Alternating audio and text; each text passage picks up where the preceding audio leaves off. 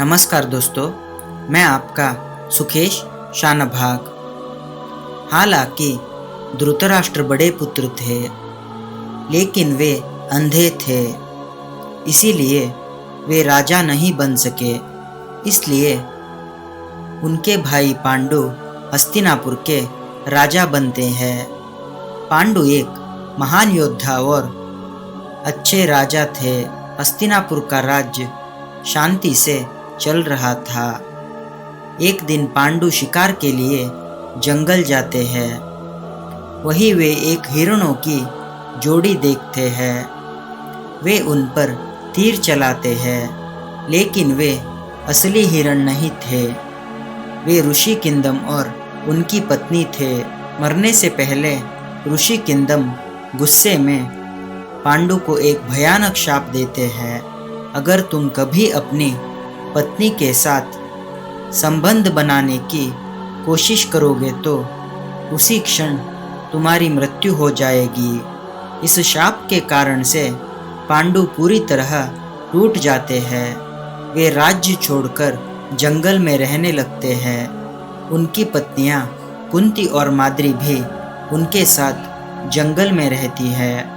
एक बार पांडु की पत्नी कुंती को ऋषि दुर्वासा से एक दिव्य मंत्र मिला था।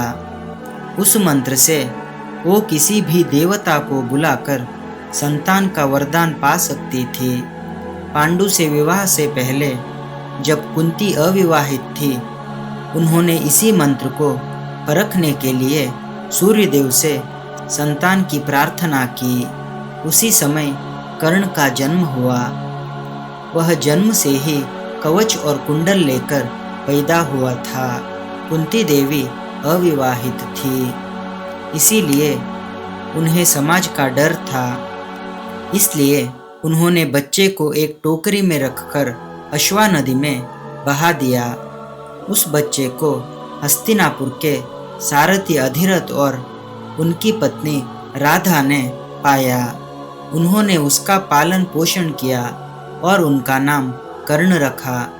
बाद में पांडु से विवाह के बाद और शाप के कारण जंगल में जाने के बाद कुंती देवी यमराज से संतान की प्रार्थना करती है। तब धर्म के प्रतीक युधिष्ठिर का जन्म होता है। फिर कुंती देवी वायुदेव से संतान के लिए प्रार्थना करती है। तब बहुत शक्तिशाली भीम का जन्म होता है। इसके बाद कुंती इंद्रदेव से संतान के लिए प्रार्थना करती है। तब दुनिया के सबसे महान योद्धा और धनुर्धर अर्जुन का जन्म होता है।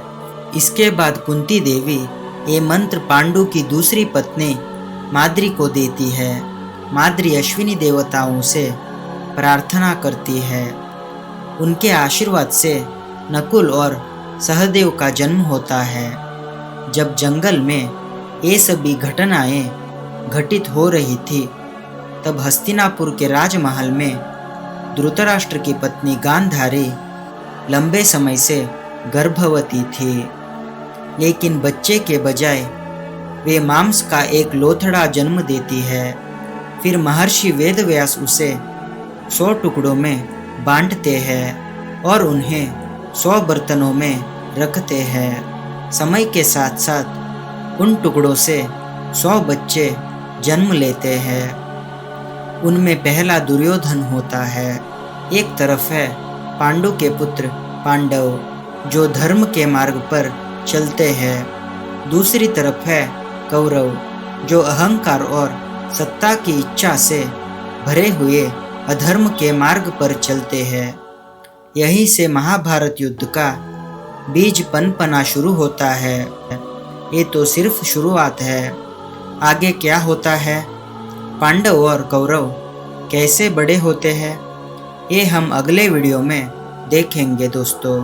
अगर आपको ये वीडियो पसंद आया है तो और आध्यात्मिक वीडियो देखने के लिए हमारे चैनल को सब्सक्राइब करें। फिर मिलते हैं एक नए वीडियो में। तब तक अपना ख्याल रखें दोस्तों।